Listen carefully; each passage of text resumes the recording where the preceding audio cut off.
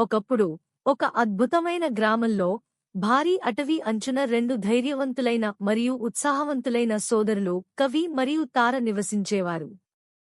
ఒక సూర్యోదయ సమయంలో వారు నదీ తీరంలో కూర్చుని ఉన్నప్పుడు వారు గ్రామంలోని పెద్దల నుంచి అటవీ లోపల దాగిన ఒక గంపల ఖజానా గురించి వింటారు. ఆ నిధిని మాయా జీవులు కాపాడుతున్నాయని, స్వచ్ఛమైన హృదయం ఉన్నవారు మాత్రమే దానిని కనుగొనగలరని చెప్పబడింది. ఈ రహస్యం వినగానే కవి మరియు తార తక్షణమే అటవీకి వెళ్లి ఆ ఖజానాను కనుగొనాలని నిర్ణయించుకున్నారు. వారు ఆహారం, నీళ్లు మరియు కొన్ని అవసరమైన వస్తువులతో తమ సంచులను ప్యాక్ చేసి అటవీ మార్గంలో వెళ్లారు. వారు అడవిలోకి లోతుగా వెళ్లే కొద్దీ చెట్లు పొడవుగా మారాయి, గాలి చల్లబడింది. అడవి శబ్దాలు వారిని చుట్టుముట్టాయి, పక్షుల కిలకిలరావాలు, కోతులు అరుపులు, ఆకులు గాలితో ధ్వనులు.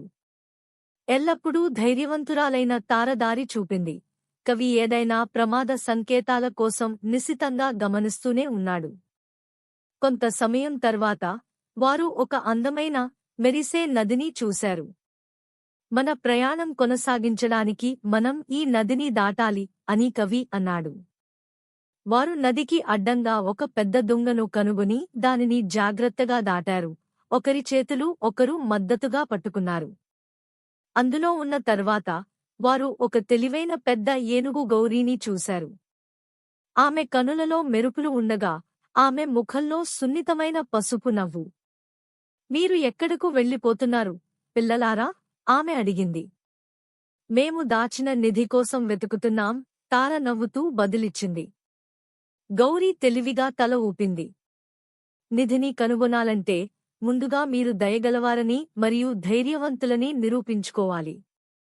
ముందుకు సాగండి, మీకు ఒక సవాలు ఎదురవుతుంది. కవి మరియు తార ఆమెకు ధన్యవాదాలు చెప్పి వారి ప్రయాణాన్ని ముందు కొనసాగించారు. వారు ముందుకు వెళ్లగా ఒక పెద్ద రాళ్లు మధ్య ఒక మార్గాన్ని కనుగొన్నారు. ఆ రాయి నుండి ఒక గొప్ప శబ్దం వినిపించింది. మీరు దాటాలంటే ఈ చిక్కు ప్రశ్నకు సమాధానం చెప్పాలి.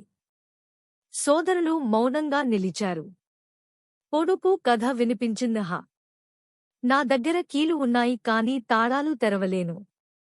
నా దగ్గర స్థలము ఉంది కానీ అడుగులు వేయడానికి ఏ రూమ్ లేదు. నా దగ్గర సమాధానాలు ఉన్నాయి కానీ మాట్లాడే కంఠం లేదు. నేను ఏమిటి? తార కొంత ఆలోచించి చిరునవ్వుతో చెప్పింది, ఇది కీబోర్డ్. ఆ రాయి గర్జిస్తూ పక్కకు కదిలి దాగి ఉన్న మార్గాన్ని వెల్లడించింది.